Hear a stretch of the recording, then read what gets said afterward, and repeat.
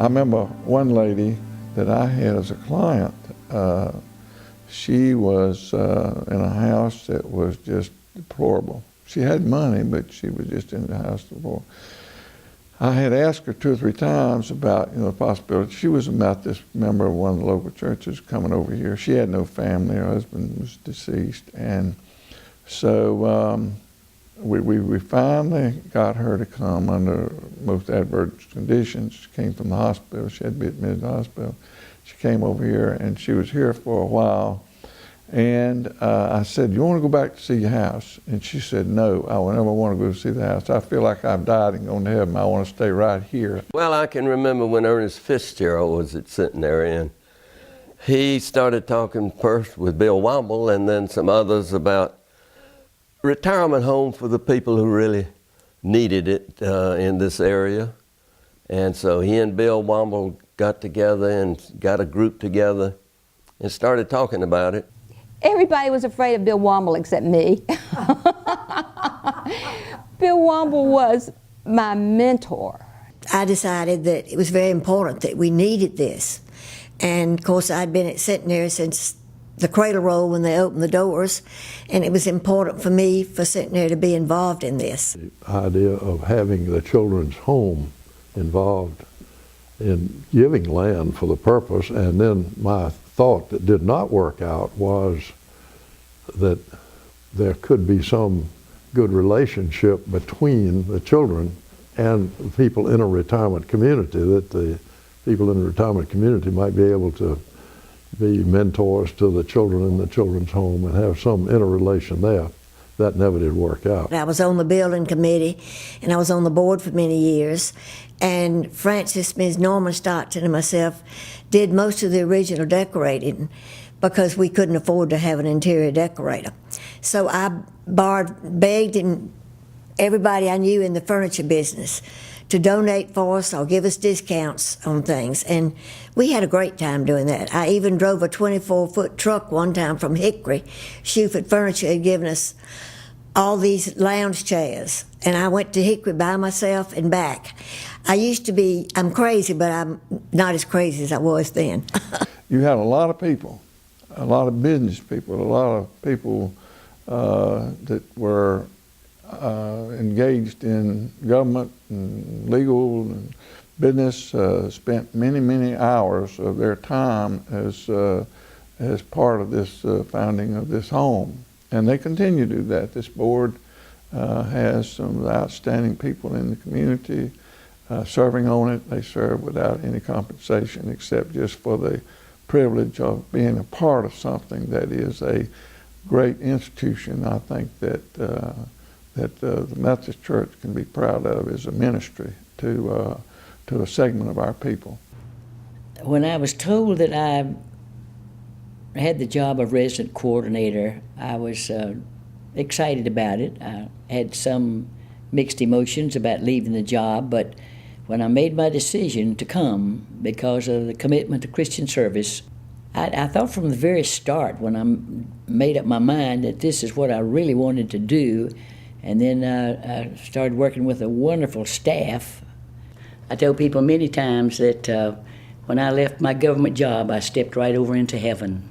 Late 74 or early 75, early one morning, I called Ernest Fitzgerald and told him I'd been thinking about going ahead and doing something about the idea of a retirement community for this area.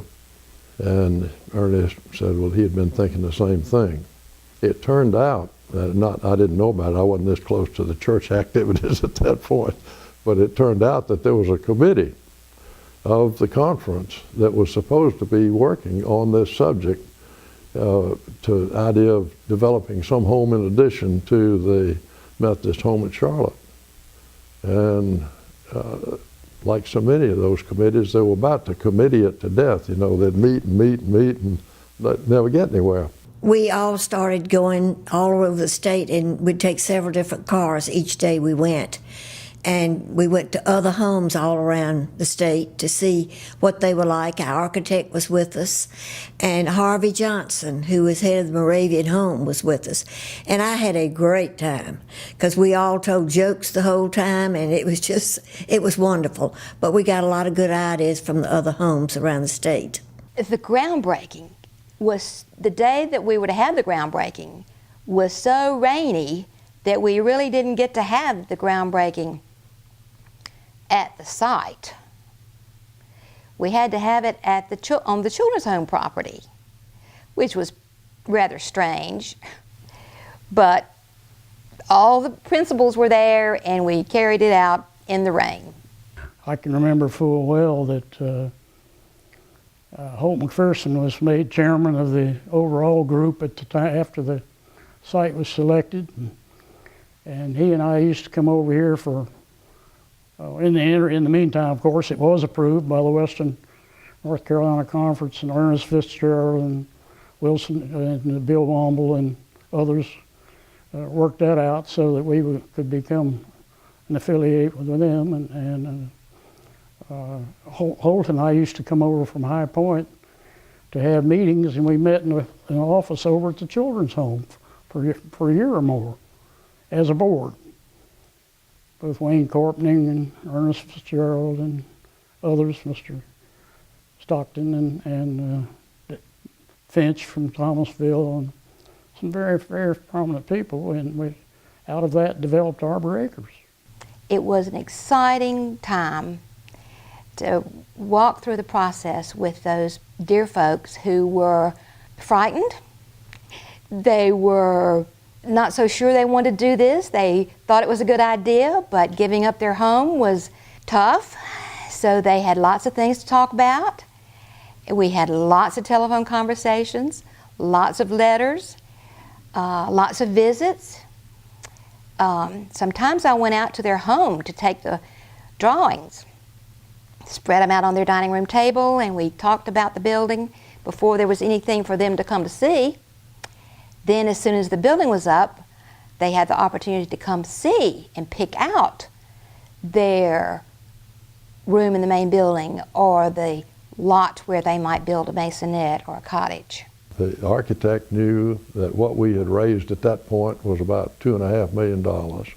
The contractor came in with a bid. Now this was just for the main buildings. In other words, it was for the basic office space and 2 residential wings that were designated A and B. They are now McPherson and Corpening. And the dining and the fellowship hall and the kitchen, and in other words, basic space to get started. And the bids came in, and we were about $1 million or so short. And so I turned to the architect after we opened those bids, and I said, "My goodness, what in the world happened?" He said, "Oh, that's the way the cookie crumbles."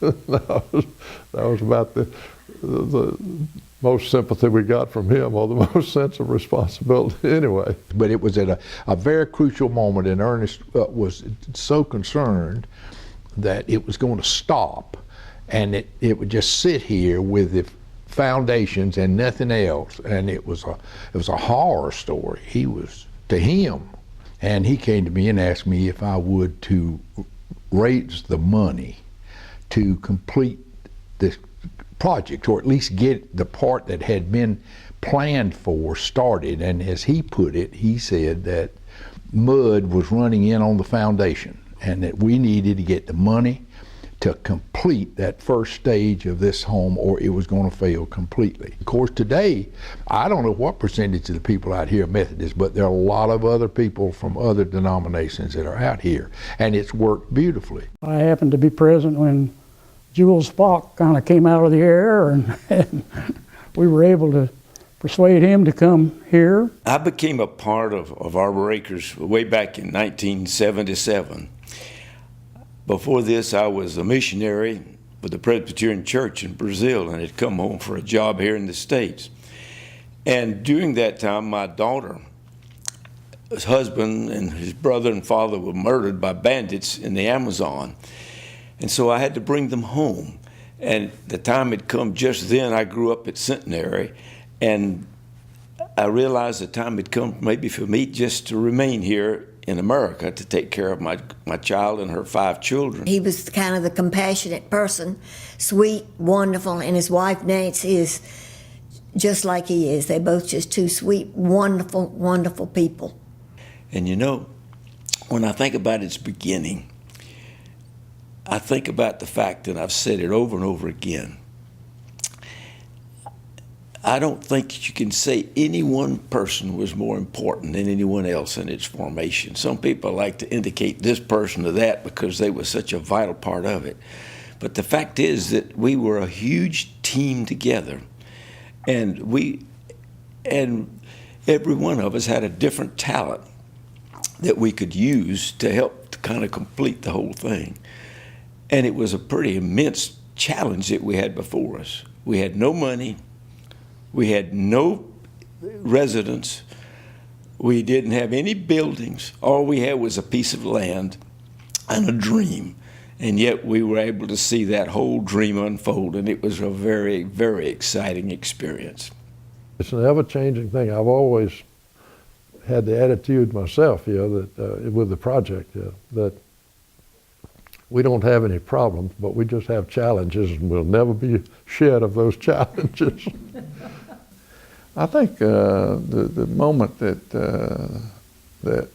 thrilled me the most was when we had that lady that I was telling you about, who was living over there in one room in an old house that was just tremendously inadequate for anybody to live in, that we were able to bring her into this home. That was the moment that I felt, like that I had contributed to something that was worthwhile.